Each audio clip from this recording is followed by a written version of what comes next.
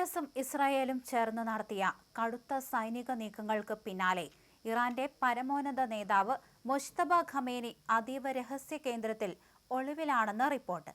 സ്വന്തം ഗവൺമെന്റുമായി പോലും പ്രത്യേക ദൂതന്മാർ വഴി മാത്രമാണ് ഖമേനി നിലവിൽ ബന്ധപ്പെടുന്നതെന്ന് ദേശീയ മാധ്യമങ്ങൾ റിപ്പോർട്ട് ചെയ്തിട്ടുണ്ട്. ഭരണതലത്തിൽ കടുത്ത ആശയവിനിമയ പ്രതിസന്ധിയാണ് ഇതുണ്ടാക്കിയിരിക്കുന്നത്.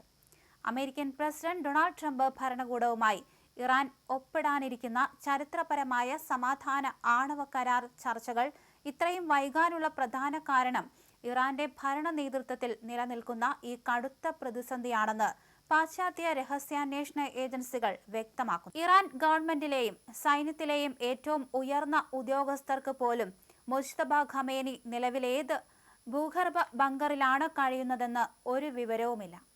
അമേരിക്കയിൽ നിന്നും യുദ്ധം നിർത്താനുള്ള കരാറിന്റെ വിശദാംശങ്ങൾ അയക്കുമ്പോൾ അത് രഹസ്യ കേന്ദ്രത്തിലുള്ള ഖമേനിക്ക് എത്തിക്കാനും അവിടെ നിന്നും മറുപടി തിരികെ ലഭിക്കാനും ദിവസങ്ങളോളം നീളുന്ന വലിയ താമസം നേരിടുന്നുണ്ട്. ഇസ്രായേലിന്റെ ചാരക്കണ്ണുകളെ പേടിച്ച് ഫോണോ ഇന്റർനെറ്റോ ഒന്നും ഇവർ ഉപയോഗിക്കുന്നില്ല എന്നാണ് റിപ്പോർട്ട്. കഴിഞ്ഞ ഫെബ്രുവരിയിൽ യുഎസും ഇസ്രായേലും സംയുക്തമായി നടത്തിയ ഓപ്പറേഷൻ എപ്പിക് ഫ്യൂറി എന്ന അതിശക്തമായ വ്യോമാക്രമണത്തിൽ മുജ്തബ ഖമേനിക്ക് കടുത്ത പരിക്ക് പറ്റിയിരുന്നു. ഈ ആക്രമണത്തിലാണ് 1989 മുതൽ ഇറാൻ അടക്കി ഭരിച്ചിരുന്ന അദ്ദേഹത്തിന്റെ പിതാവ് ആയത്തുള്ള അലി ഖമേനി കൊല്ലപ്പെടുന്നത്. പിതാവിന്റെ മരണശേഷമാണ് മകൻ മുജ്തബ ഖമേനി ഇറാന്റെ പരമോന്നത നേതാവായി ചുമതലയേൽക്കുന്നത്. എന്നാൽ ഈ ചോരപ്പുഴയ്ക്ക് ശേഷം ഇദ്ദേഹം ഒരൊറ്റ പൊതുവേദിയിലും പ്രത്യക്ഷപ്പെടുകയോ പ്രസ്താവനകൾ നടത്തുകയോ ചെയ്തിട്ടില്ല. യുദ്ധം ആരംഭിച്ചതു മുതൽ യുഎസ് ഇസ്രായേൽ രഹസ്യാന്വേഷണ വിഭാഗങ്ങളായ സിഐഎയും മൊസാദും ഇറാന്റെ മുൻനിര നേതാക്കളിൽ ഭൂരിഭാഗത്തെയും കൃത്യമായി ഉപഗ്രഹ സഹായത്തോടെ കണ്ടെത്തി വധിച്ചിരുന്നു.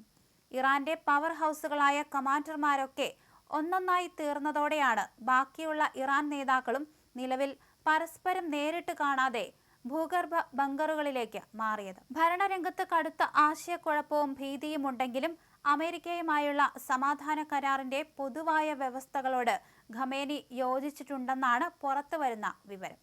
ഹോർമൂസ് കടലിടുക്ക് തുറക്കാനും വെടിനിർത്തലിനും ഇറാൻ വഴങ്ങിയത് ഇതിന്റെ അടിസ്ഥാനത്തിലാണ്. വരും ദിവസങ്ങളിൽ അന്തിമ കരാറിൽ ഒപ്പുവെക്കാൻ സാധിക്കുമെന്ന് പ്രതീക്ഷിക്കുന്നതായി കഴിഞ്ഞ ദിവസം ഡൊണാൾഡ് ട്രംപും സോഷ്യൽ മീഡിയയിൽ കുറിച്ചിരുന്നു. അതേസമയം ഖമേനിയുടെ ഒളിത്താവളത്തെക്കുറിച്ചും അദ്ദേഹത്തിന്റെ ആരോഗ്യസ്ഥിതിയെക്കുറിച്ചുമുള്ള കൂടുതൽ രഹസ്യങ്ങൾ പുറത്തുവിടാൻ അമേരിക്കൻ ആസ്ഥാനമായ വൈറ്റ് ഹൗസ് ഇതുവരെ തയ്യാറായിട്ടില്ല.